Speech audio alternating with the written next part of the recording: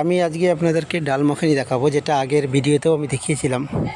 তো আজকে দেখুন কি কি নিচ্ছি ডাল মাখানির জন্য। আমি একটা সেট নিয়েছি, ব্ল্যাক ডাল নিয়েছি আমি 200, আর রাজমা নিয়েছি 200, আর এখানে ছোলার ডাল আছে 100। তো এই নিয়ে আমি ভিজিয়ে দিয়েছিলাম, 3 ঘন্টা ভিজিয়ে রেখেছিলাম। এখন কুকারে নিয়ে নিচ্ছি, ওতে একটু নুন দেবো, আর একটুখানি জিরে দেবো, গোটা জিরে, আর একটুখানি আদা কুচি দেবো, যেটা লম্বা লম্বা লচ্ছা মতন একদম নাইস কাটা, ওটাও দিতে, এই যে দিয়ে দিলাম। আপনারা চাইলে 2টো কাঁচা লঙ্কাও দিতে পারেন, কিন্তু আমি দিইনি এখানে কাঁচা লঙ্কা। তো এটাকে এবার বয়েল করে নেব। তো তারপরে আমাদের কি কি লাগবে দেখুন, টমেটো পিউরি লাগবে একটা, ফ্রেশ ক্রিম লাগবে, আদা চপ লাগবে, লঙ্কা লাগবে, ধনে পাতা আর রসুন কিমা লাগবে, ধনে জিরে, লঙ্কা, কেসিপি, লঙ্কা গুঁড়ো, হলুদ, এই নিয়েছি। মাখন, এবারে এতে তেল দিয়ে দিলাম।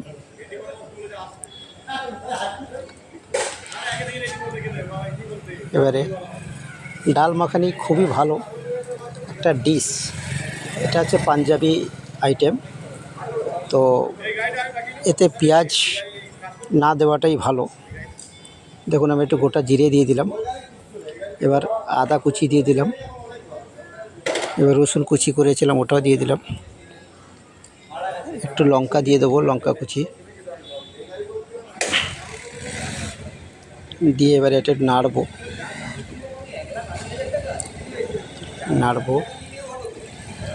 একটু হালকা ব্রাউন হয়ে আসবে।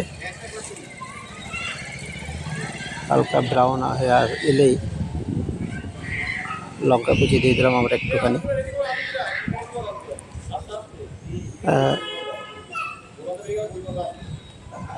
এবারে এই যে পিউরিটা দিয়ে দিলাম, পিউরিটা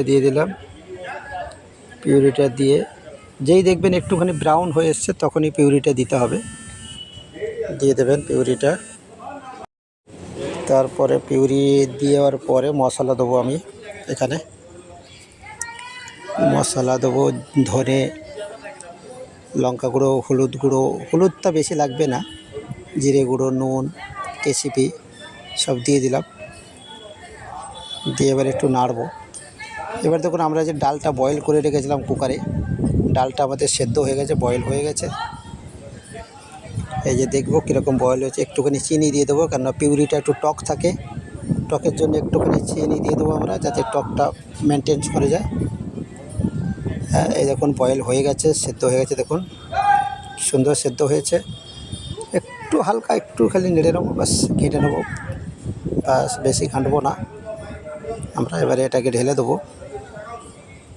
এবার ঢালার পরে কিন্তু এটার সবসময় যেন থাকতে হবে পাশে, যাতে না বসে যায়, কড়াই যাতে না লেগে যায়, সেটার দিকে লক্ষ্য রাখতে হবে।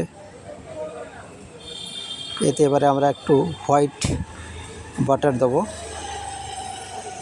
হোয়াইট বাটারটা দিতে হবে, কেন মাখান যদি না থাকবে তো তাহলে মাখানি কোনো লাভই নেই।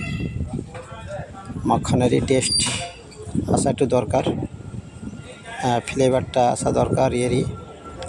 আর ডাল মাখানি যখন বানাবেন তখন দেখবেন গোটা ধনে আপনারা যদি একটু নেড়ে একটু গুঁড়ো করে দিতে পারেন, আর তার ফ্লেভারটা খুবই ভালো। আর ধনে গুঁড়ো হালকা একটুখানি, যে কোনো মশলা দেন কেন তার থেকে একটু বেশি রাখবেন ধনে গুঁড়োটা ডাল মাখানির জন্য, কেননা ধনে গুঁড়োটা ডাল মাখানির জন্য মেন। আর কাস্তুরি মেথি দিয়ে নিয়ে আমরা দেবো লাস্টে, কাস্তুরি মেথি দেবো। এই দেখুন হয়ে এসছে, আর একটু হবে, শুকোবে। আপনারা এটা বানিয়ে ফ্রিজে রেখে দিতে পারেন, 1 সপ্তাহ 15 দিন রেখে দিতে পারেন, যখনই দরকার পড়বে একটুখানি বের করে খেতে পারেন গরম করে, কোনো কিচ্ছু হবে না। নাড়তে থাকতে হবে একটু একটু করে, আস্তে আস্তে করে বসে যাবে, দেখবেন শুকিয়ে আসবে। এরকম নতুন নতুন আপনাদের কাছে রেসিপি আমি রোজ নিয়ে আসব। আপনারা দেখে রেস্টুরেন্টের খাবারের মতনই, পুরো রেস্টুরেন্টের খাবারের মতনই বানাতে পারবেন।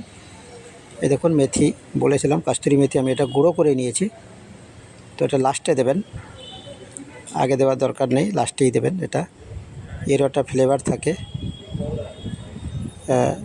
এবারে দেখুন আমি একটু ক্রিম দিয়ে দিচ্ছি।